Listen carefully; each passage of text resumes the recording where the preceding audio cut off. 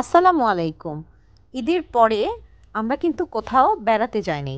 তো সেই বেড়ানো যেহেতু হয় নাই, মনটাও ভরে নাই, ঈদ মনে হচ্ছে না।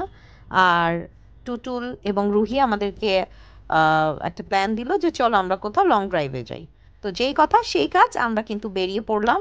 তো আমরা এখন চিন্তা করলাম যে পদ্মা সেতু পার হয়ে আমরা ওইদিকে কোথাও যাই।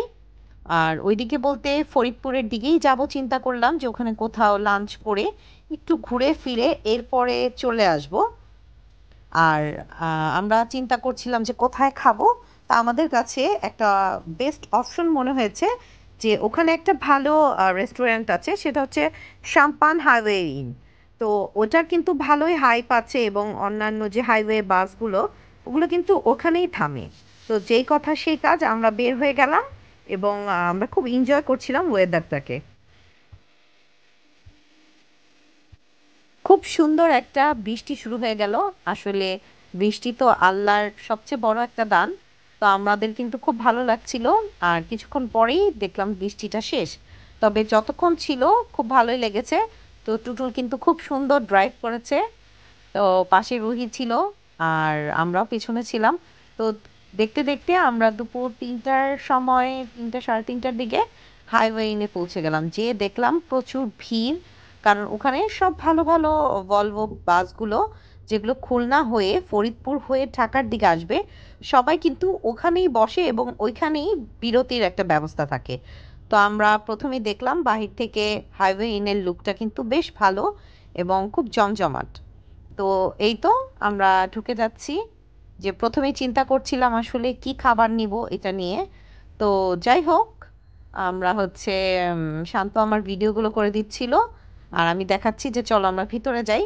আমাদের ইচ্ছা ছিল আমরা উপরের ফ্লোরটাতে বসবো, কিন্তু উপরের ফ্লোরটা মেবি বড় কোনো পার্টি অথবা কারো যদি অর্গানাইজড কোনো প্ল্যান থাকে যে না আমরা ওখানে বড়সড় কোনো পার্টি দিব, ওইটার জন্য অ্যারেঞ্জ করে থাকে।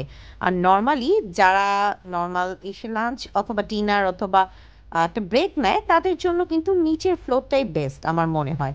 কারণ ওখানে প্রত্যেকটা আইটেম খুব ভালোভাবেই দেয়া আছে। ওখানে কিন্তু একটা সুইটস কর্নার আছে, বেকারি আইটেম আছে এবং লাঞ্চ ডিনারের জন্য আদার যে ফুডগুলো ওগুলাও আছে। আর মিষ্টি তো আমার খুবই পছন্দ। এখানে আমি দেখতে পাচ্ছিলাম দই মিষ্টি, ভ্যারাইটিস আইটেমের মিষ্টিগুলো সাজানো এবং সাথে রসমালাই আছে। তা আমরা কোথায় বসবো? সিট পাচ্ছি না। তো যাই হোক, অবশেষে আমরা খুব সুন্দর একটা সিটিং অ্যারেঞ্জমেন্ট করে দেওয়া হয়েছে আমাদেরকে আসলে। তো আমরা এখানেই বসেছি। বসে, বসে কি খাবো চিন্তা করছি। আমি তো ধরেন ১ম এ একটু রাগ হয়ে যাই। আর এরপরেই যখন ক্যামেরা আসে তখন খুব ভদ্রভাবে আপনাদের সামনে প্রেজেন্ট হই। যাই হোক, পার্টে জোক। তো এই তো আমাদের খাবারগুলো চলে আসছে দেখেন। মোরগ পোলাও, মাটন খিচুড়ি। ওরা কিন্তু এই জিনিসটা খুব ভালো যে মাটনটা আলাদাভাবে একটা বাটিতে দেয়। তো এই দেখেন আমি একটু লেবু চিপে সালাদ নিয়ে এরপরে আমার খাবারটা শুরু করব। আর আমি যখন ভয়েস ওভার দিচ্ছি, আমার কিন্তু এখনই মুখে একদম লোল চলে আসছে খাবারের জন্য। এখান থেকে আমি একটু ঝোল নিয়ে মেখে এরপরে আমি একটা বাইট দিব এবং বাইট দেওয়ার পরে আমি আমার রিভিউটা দিব যে আমার কাছে কিন্তু খুব ভালো লেগেছে। তো খুব টেস্টি ছিল আর ঝোল দিয়ে খাওয়ার সময় খুব ভালো লেগেছে। আর অতটা অয়েলি ছিল না। আপনি এতটা পথ যখন জার্নি করে বেশি অয়েলি ফুড খাবেন তখন কিন্তু আপনার জন্য ভালো হবে না। তো দেখেন আম আ তানজিলও খাচ্ছে, ওর কাছেও খুব ভালো লাগছে। আমি কিন্তু ১ম এ মোরগ পোলাওর অর্ডার দিই, পরে ক্যানসেল করে দিই। আর টুটুল খাচ্ছে মোরগ পোলাও, রুহিও মোরগ পোলাও খাচ্ছে। আর এই তো খাবার বেশ টেস্টি ছিল এবং আমরা সবাই একসাথে খাচ্ছিলাম। এটাই সবচেয়ে বড় কথা। এখানে একটা লাস্সি অর্ডার করি। লাস্সিটা কিন্তু একটু সুইট ছিল বাট ইয়াম্মি ছিল। আর এই তো দেখতে, দেখতে আমাদের আসার সময় হয়ে যাচ্ছে। তো সবাই আমাদের সাথে থাকবেন। আর ভিডিওটা বড় করছি না। Thank you.